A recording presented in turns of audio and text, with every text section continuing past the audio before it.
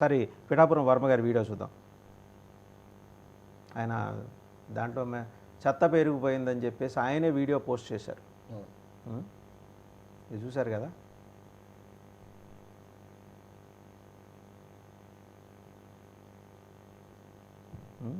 తర్వాత ఒక మహిళ అయ్యా మీరే నిలబడండి అయ్యా అని చెప్పేసి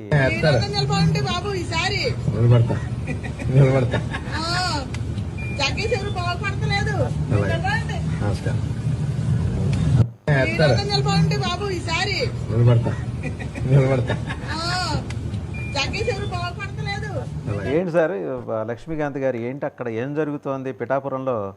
నాగబాబు గారి మాట్లాడిన తర్వాత ఇటువంటివి ఎక్కువైపోయినాయి.